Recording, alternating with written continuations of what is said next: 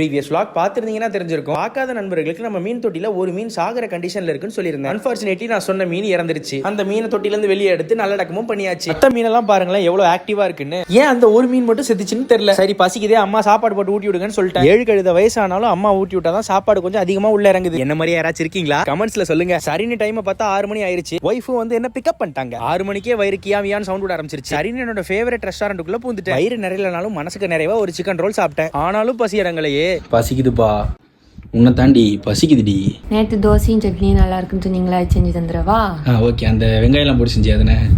சரி, அதுக்கு முன்னாடி கோயில் போயிட்டு வந்துடும். கோயிலுக்கு போயிட்டு வந்த பிறகு கோயிலுக்கு போயிட்டு வந்து சாப்பிடலான்னு பார்த்தா அம்மா கூப்பிட்டாங்க. சல்லு புல்லுன்னு வண்டி எடுத்துட்டு வீட்டுக்கு போயிட்டு தட்டு தட்டுன்னு கதவை தட்டி கொஞ்ச நேரம் வாசலையும் வெயிட் பண்ணி அம்மா கொடுத்த வேலையும் முடிச்சிட்டேன். சரி கிளம்பலாம் அப்படிங்கும் போது தம்பி போர்பன் பிஸ்கெட் கொடுத்தான். அதையும் வாங்கி சாப்பிட்டு விரைவா வண்டி எடுத்துட்டு மாமியார் வீட்டுக்கு போக ஆரம்பிச்சிட்டேன். 6 மணிக்கு பசிச்சுதுன்னு சொன்னவன் 10:30 மணி ஆயிடுச்சுன்னா வர்றதுக்கு. தோ என் ஒய்ஃப் எல்லாம் தூங்கவே கிளம்பிட்டாங்க. வந்ததை பார்த்தோன்னே அவங்க எனக்காக தோசை சுட போயிட்டாங்க. நான் ஹரிஷிதா கூட ஜாலியா விளையாட ஆரம்பிச்சிட்டேன். வந்தது பாருங்க முருகலா தோசை. என் ஒய்ஃப் வைக்கிற இந்த ஆனியன் தோசை ஒரு யூனிக்கான டேஸ்ட்ல இருக்குது. கால் கடுக்கு அடுப்பாங்கரையில் எனக்காக நின்று தோசை சுட்ட காலை கொஞ்ச நேரம் பிடிச்சி விட்டேன். அப்புறம் கொஞ்ச நேரம் கதை பேசிக்கிட்டே தூங்கவும் போயிட்டோம். நண்பர்களே, இது போன்ற இயல்பான வாழ்வியல் vlogs பார்க்கறதுக்கு மறக்காம நம்ம சேனலை சப்ஸ்கிரைப் பண்ணி வீடியோவை லைக் பண்ணிக்கோங்க. அடுத்த வீடியோவில் சந்திப்போம்.